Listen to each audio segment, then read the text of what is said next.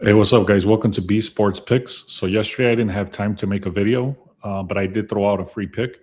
So make sure you get the link in the description, click on where it says free picks. That way, if I don't have time to make a video, at least you get the free pick. Anyway, we did very good yesterday. Also, the whole month has been decent. So 2 days ago, I did throw out a losing pick. If you see my previous videos, just check my channel. You'll see my record. I've been throwing it out every day. The problem that today I did not have time to run through every single one of the plays that I did. It was just going to take too much time to try to do a recap. So I left it alone. I was very busy yesterday. But I'm going to get into the strong plays today. I'm going to show you guys how to think overall on this business. I was talking to my brother the other day, and he was telling me how, he started analyzing like this team is better than this team and all this stuff. And I said, you know what, man, like if you don't think the right way, this is not going to work, because that in that moment, he was just talking about the stats and things like that. He was missing out a very key indication, especially after the All-Star break and everything we've been talking about for the last couple of weeks. A lot of people skip that part, and it's called the motivation factor. So right now, I'm going to talk about the NBA games. I'm not going to go into any sort of detail. I'm just going to give you the breakdown. You can take a screenshot if you want. I'm also going to give you something that I've been working on that I'm very excited about. I'm going to get into something called, very quickly, I'm going to show you the screenshot of what it looks like. Now, what's crazy about this, it's called Pythagorean. It's basically what it is that it looks at all the information, the team rankings, the players, the field.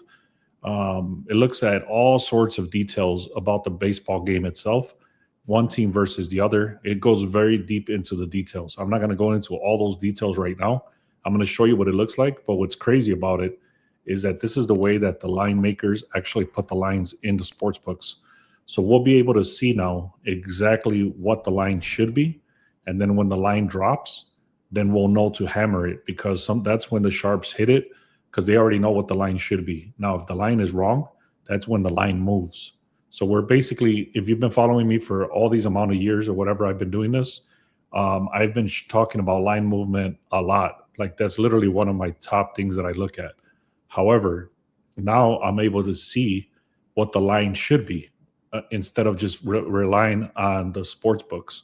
This is, again, very exciting stuff to me because I'm a very analytical person, but it's even more exciting because now I can see what the line should be. And when the line drops, we can get massive value before the sharps hit it.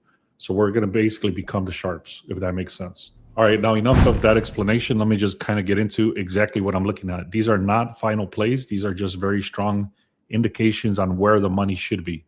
So right here, for example, again, I'm not going to go into the details. Take a screenshot of this if you want. For example, here, it's saying the Chicago Cubs, basically what you want to look at where it says edge, RML. So what it means is that there's an edge here. So the Chicago Cubs have an edge over Pittsburgh. Philadelphia has an edge over Arizona. Cincinnati has an edge over Los Angeles. Toronto has an edge over Minnesota. The Yankees have an edge over the Rays. The Mets have an edge over Oakland. Atlanta has an edge over Cleveland. The Royals have an edge over the White Sox. Milwaukee has an edge over Washington. Boston has an edge over St. Louis. Seattle has an edge over Houston. The Padres have an edge over Colorado, but in this case, everybody has an edge over Colorado. They just suck. And then the Dodgers have an edge over Texas. So again, it actually tells you the exact number of the edge that it has. So this is actually something called a run line. In baseball, if you know anything about baseball, it's like the spread for basketball. So the run line, basically, it's saying that the Cubs should be winning by 2 runs.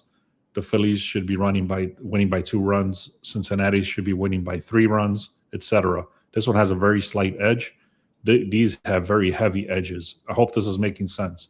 So when the line drops, again, whenever the line drops, and let's say the -1.5 is like a -200 for the odds, then you know that you can hit this even before the sports books post their lines. So I know this is getting a little bit confusing. It took me a very long time to understand this stuff. But basically, what we're looking at here is the edge. If you saw my other videos about college basketball, I was able to pretty much predict what the lines should be before the lines dropped. Same thing here. Now, having said that, I have not ran through the numbers. My next steps is to run through the rest of the process, which is checking the line moves, checking the injuries, checking the head-to-head, It already did a lot of that stuff here. So all I really have to do is kind of just take a glance at it and make sure that everything is matching up, and then come up with the best plays from here. For me, this is going to be game changing because of the information that it runs through even before the books post their lines. So here's a comment that made me laugh. It says, if you're reading this, that means you're hating and you're on a cold streak. This guy is playing chess while we are all playing checkers. Follow him and stop chasing money and huge money plus money parlays. He's actually right about this, about people that I talk to people all the time that trying to hit, the big lottery. They're trying to put 20 legs, 10 legs, 15 legs, and things like that. That's what he means. I only do the maximum. Maximum I do is 3 legs. But most of the time it's either 2 legs or straight bets. Okay. So that's what he's talking about right here. But not only that, I mean, I do my research, obviously. And here's what I have today. I posted this in the VIP. So if you guys want the plays that I did in the VIP, these are what's called a correlation bets. And what this, I'm not going to try to explain this. I've talked about it in other videos, but it's basically saying if 3 or 4 things are matching, these have been hitting at around an 80% hit rate on these correlation bets. So right here, you can see this is a 3-leg, this is a 2-leg, and this is a 2-leg. The reason you have to buy these back is because we're getting about 15 points off of each game. So anyway, and these are all 1 hits for baseball. I also do stolen bases and under RBIs, but today it just didn't make sense. So right now, this is what I have before I look at the basketball slate and before I look at the full baseball slate. So if you guys, again, are interested in what's currently there, plus whatever I'm going to throw in there, go to the VIP section in the link in the description. Now, I'm not going to get too deep into this, but basically when we were losing in basketball after the All-Star break, I kept saying, we keep losing, let me figure out why and all this stuff. I already knew why, but I wasn't paying attention as far as making the changes necessary. And what the changes was to look at the motivation factor, just like I started this conversation with my brother. I said, you have to look at the motivation factor, meaning there's teams that are already out of the playoffs. There's teams that don't really care about winning because they got the number 1 seed. There's other teams that are fighting for seeding and things like that. So again, I'm not going to go through these today. Normally what I do is I'll place a bet if there's 2 very strong favorites and they have like a minus 15, they're supposed to win the spread huge. Like, for example, this one says estimated is a -6 at home. I'm not going to touch that. But then you got a plus 15.5 over here. So what I've been doing, and you see my videos, I've been doing, like, for example, Indiana at a plus 25.5.